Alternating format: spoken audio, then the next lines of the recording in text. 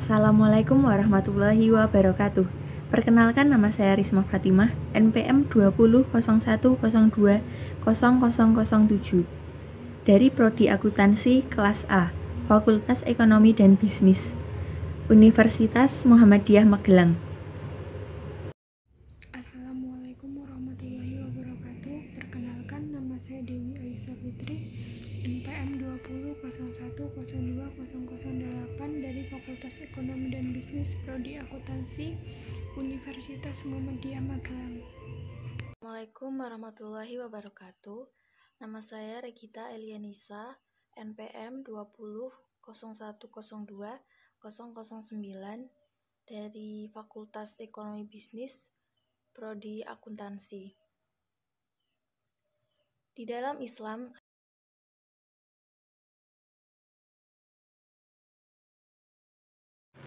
Sumber ajaran Islam merupakan segala sesuatu yang dapat dijadikan acuan, pedoman, dasar untuk menjalankan syariat Islam. Al-Quran, As-Sunnah, dan Ijtihad merupakan pokok syariat Islam. Pokok-pokok syariat Islam. Al-Quran berisi tentang firman Allah yang diwahyukan kepada Nabi Muhammad SAW melalui malaikat Jibril. As-Sunnah, segala sesuatu yang menjadi kebiasaan Rasulullah SAW, baik dalam bentuk perkataan, perbuatan, maupun ketetapan. Ijtihad, mengarahkan segala kemampuan secara maksimal. Al-Quran, secara bahasa dari kata korang-ayang, yang memiliki arti mengumpulkan atau menghimpun, dan qiraah berarti menghimpun huruf-huruf dan kata-kata satu dengan yang lain dalam suatu ucapan yang tersusun rapi. Al-Quran pada mulanya seperti qiraah, yaitu tentang masdar dari kata qiraah, dan Qur'anan. Syubi Salih berpendapat bahwa Quran berasal dari kata Qur'anah. Dalam surah Al-Qiyamah ayat 17-18, nama Quran dikhususkan sebagai nama kitab yang diturunkan kepada Nabi Muhammad SAW, sehingga menjadi nama khas kitab itu sendiri. Dalam sudut terminologis, para ulama cukup beragam dalam mendefinisikan makna Al-Quran. Menurut Mana Al-Katan, sebagai kitab Allah yang diturunkan kepada Nabi Muhammad SAW dan membacanya bernilai ibadah.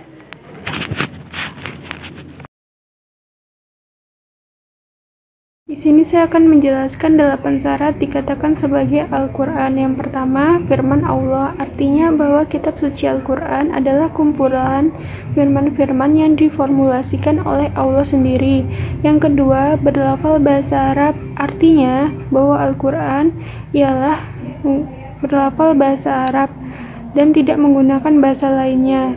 Ini sekaligus menjadi pembeda antara Al-Quran dan tafsir Al-Quran. Yang ketiga, mengandung mukjizat. Artinya, Al-Quran adalah mukjizat terbesar bagi umat manusia. Yang keempat, diturunkan kepada Nabi Muhammad SAW. Ini untuk membedakan dengan kitab-kitab suci lainnya, bahwa kitab suci yang diturunkan kepada Nabi Muhammad SAW adalah kitab suci Al-Quran. Yang kelima, tertulis di dalam mushaf, artinya bahwa Al-Quran disebut sebagai Al-Quran karena tertulis dalam mushaf. Yang keenam, ditransmisikan secara mutawir. Mutawir adalah diriwayatkan dari orang banyak kepada orang banyak pula dan seterusnya.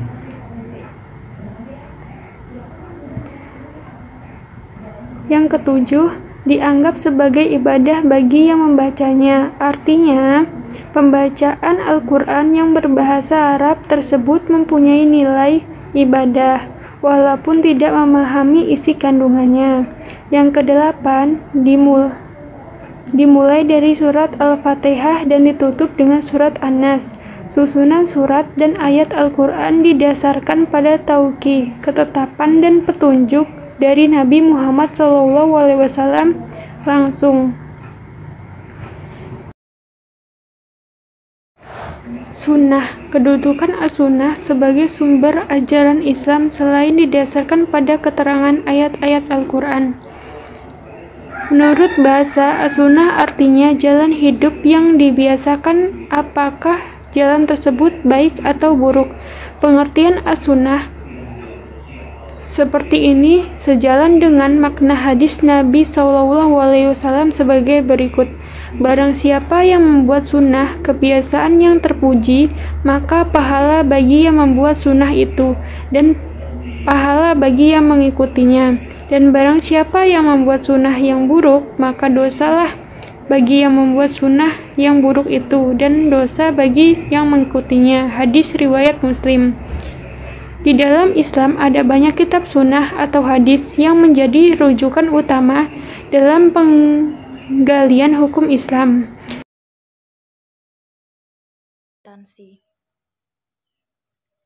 Di dalam Islam ada banyak kitab sunnah atau hadis yang menjadi rujukan utama dalam penggalian hukum Islam. Dari sekian banyak kitab, hadis atau kitab sunnah paling banyak, yaitu ada 9 kitab hadis yang paling populer. Ke-9 kitab tersebut adalah Sahih Al-Bukhari, Sahih Al-Muslim, Sunan Abu Daud, Sunan At-Tirmizi, Sunan An-Nasai, Sunan Ibnu Majah, Muwatta Imam Malik, Musnad Imam Ahmad, dan Sunan Ad-Darimi. Yang pertama yaitu Sahih Al-Bukhari.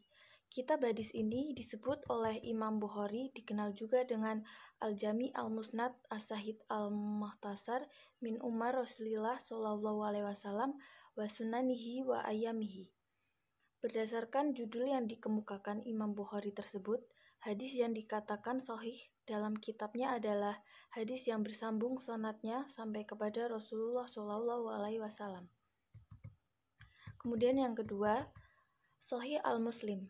Kitab hadis ini disusun oleh Imam Muslim. Hadis dalam kitab ini disusun berdasarkan sistematika fikih yang topiknya sama dengan Sahih Al-Bukhari. Menurut Mausu'ah Hadis Syarif, bahwa Muslim memuat 57 kitab dengan 7.748 koleksi hadis di dalamnya. Kemudian yang ketiga, Sunan Abu Dawud. Kitab hadis ini disusun oleh Imam Abu Dawud. Menurut Mausu'ah Hadis Syarif, Sunan Abi Dawud memuat 42 qiran dengan 5.276 koleksi hadis di dalamnya. 4.800 hadis diantaranya merupakan hadis hukum. Yang keempat, Sunan At-Tirmizi. Kitab ini juga dikenal dengan nama Jami' Al-Tirmizi. Kitab ini disusun oleh Abu Isa Muhammad At-Tirmizi. Menurut Mausu'ah Hadis Syarif, bahwa Sunan At-Tirmizi memuat 46 kitab dengan 4.415 koleksi hadis di dalamnya. Kemudian yang kelima, Sunan An-Nasai. Kitab ini disusun oleh Imam An-Nasai. Kitab ini dikenal dengan nama Sunan Al-Mujtaba dan Sunan As-Sughra, memuat 52 Abu Dawud. Menurut Mausu'ah Hadis Syarif, Sunan Abi Dawud memuat 42 qiran dengan 5.276 koleksi hadis di dalamnya. 4.800 hadis diantaranya merupakan hadis hukum. Yang keempat, Sunan At-Tirmizi. Kitab ini juga dikenal dengan nama Jami' Al-Tirmizi. Kitab ini disusun oleh Abu Isa Muhammad At-Tirmizi. Menurut Mausu'ah Hadis Syarif, bahwa Sunan At-Tirmizi memuat 46 kitab dengan 4.415 koleksi hadis di dalamnya. Kemudian yang kelima, Sunan An-Nasai. Kitab ini disusun oleh Imam An-Nasai.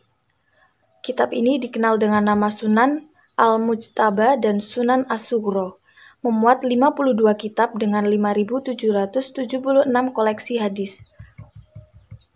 Kemudian yang keenam, Sunan Ibnu Majah. Kitab ini dari Abu Abdullah bin Yazid Al-Qazwaini yang dikenal dengan Ibnu Majah, memuat 38 kitab dengan 4.485 koleksi hadis di dalamnya. Kemudian yang ketujuh, Muwatta Imam Malik. Kitab ini disusun oleh Imam Malik atas permintaan Abu Ja'far al-Mansur. Memuat 61 kitab dengan 1861 koleksi hadis di dalamnya. Kemudian yang ke-8, Musnad Imam Ahmad. Disusun oleh Imam Ahmad bin Hanbal, dikenal dengan Imam Hambali, merupakan kitab terbesar dan terbanyak memuat hadis 1295 kitab dengan 28.464 koleksi hadis di dalamnya. Kemudian yang terakhir, Sunan Ad-Darimi. Disusun oleh Imam Ad-Darimi, memuat 24 kitab dengan koleksi 3.567 hadis di dalamnya. Materi berikutnya yaitu perbedaan jihad dan ijtihad. Jihad adalah usaha yang sungguh-sungguh untuk menghindari kesulitan-kesulitan yang ada, sehingga dapat merasakan ketentraman dalam menjalani kehidupan. Sedangkan ijtihad adalah mencurahkan segenap tenaga dan pikiran secara bersungguh-sungguh untuk menetapkan suatu hukum. Fungsi ijtihad yaitu untuk menetapkan suatu hukum di mana hal tersebut tidak dibahas dalam Al-Quran dan hadis.